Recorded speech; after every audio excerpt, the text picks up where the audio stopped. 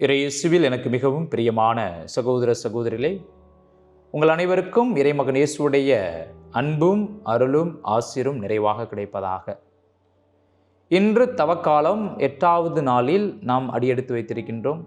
இறைவன் நமக்கு செய்த ஒவ்வொரு நன்மைகளுக்கு நன்றி கூறுவோம். இன்றைய நாளில் இன்றைய இறை வார்த்தையும் எங்களுடைய சபையின் பாதுகாவலரான புனித பிரான்சிஸ்கு சலேசியாரும் நம்மை தொடர்ந்து இந்த ஆன்மீக பயணத்தை வழிநடத்தி செல்கின்றார்கள் என்பதை நாம் உணர்கின்றோம், விசுவசிக்கின்றோம், நம்புகின்றோம். அதற்காக இறைவனுக்கு நன்றி கூறுவோம். இன்றைய முதல் வாசகத்தின் வழியாக ஆண்டவராய கடவுள் யோனா வழியாக நினைவே மக்களுக்கு ஒரு பாடத்தை புகட்டுகின்றார். ஏன் அந்த மக்களுக்கு ஆண்டவராய கடவுள் ஒரு பாடம் இன்னைக்கு புகுத்துறார்னா, அந்த மக்கள் கீழ்ப்படியாமல் கடவுளுடைய இரக்கத்தை புரிந்து கொள்ளாமல் இருந்ததால் இன்று சொல்றாரு, இந்த நினைவே மாநகரம் 40 நாளில் அழிக்கப்படும் என்று சொல்றார் யோனா வழியாக.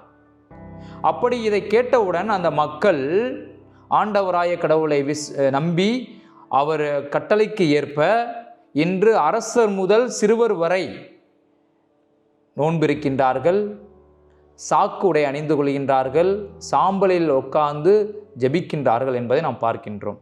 அதாவது கடவுளுடைய இரக்கத்தை நாடுகின்றார்கள், தங்களுடைய கீழ்ப்படியாமல் இருந்ததை உணர்கின்றார்கள், உணர்ந்து ஆண்டவராய கடவுளுடைய இரக்கத்தை ஆண்டவராய கடவுளிலிருந்து கேட்டுக்கொள்கின்றார்கள் இன்றைய பார்க்கின்றோம் இன்றைய முதல் வாசகத்தில். அதே போல இன்றைய நற்செய்தி எடுத்து பார்த்தோம் என்றால் நாம் பார்ப்பது, ஏனெனில் சாலமோனின் ஞானத்தை கேட்பதற்காக கடைக்கோடியிலிருந்து வந்தார்கள், அவரை விட பெரியவர் ஒருத்தர் இருக்கிறார் அப்படின்னு சொல்றார் நற்செய்தியில். அதே போல யோனாவின் நற்செய்தியை கேட்டு மனம் மாறிய மக்கள் இருக்கின்றார்கள். ஆனால் யோனாவை விட பெரியவர் ஒருத்தர் இருக்கிறாரு அப்படின்னு இன்னைக்கு நற்செய்தியில் பார்க்குறான். அந்த பெரியவர் யார்? இறைமகன் இயேசு. அவர் எப்படி பெரியவராக இன்று திகழ்கின்றார்? சாலமோனை விட, யோனாவை விட, ஞானத்தை விட, சாலமோனின் ஞானத்தை விட, யோனாவின் நற்செய்தி பரப்பை விட இன்று பெரியவர் இறைமகன் இயேசு இன்று இருக்கிறார் என்று நற்செய்தி கூறியது. எதனால்? அவர் தந்தையாகிய கடவுளுடைய திட்டத்திற்கு கீழ்ப்படிந்து நடந்ததால். கீழ்ப்படிதல், அந்த கீழ்ப்படிந்து நடந்ததால் இன்று இறைமகன் இயேசு பெரியவராக திகழ்கின்றார்.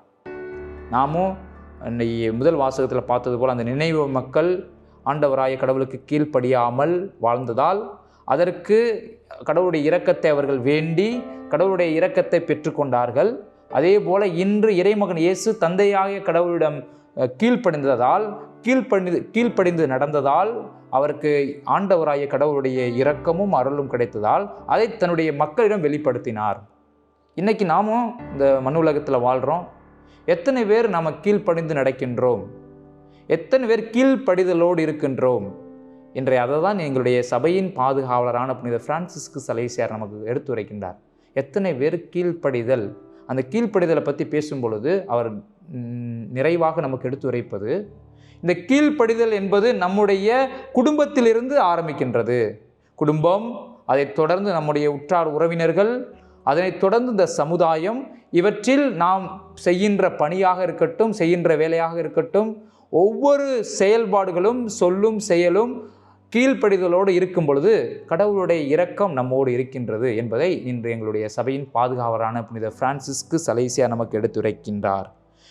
இன்றைய நாளில் சிறப்பாக இன்றைய நற்செய்தியும் எங்களுடைய சபையின் பாதுகாவலரான புனித பிரான்சிஸ்கு சலேசியாரும் நம்மை கீழ்ப்படிதலோடு வாழும் பொழுது கடவுளுடைய இரக்கம் நமக்கு நிறைவாக கிடைக்கும்.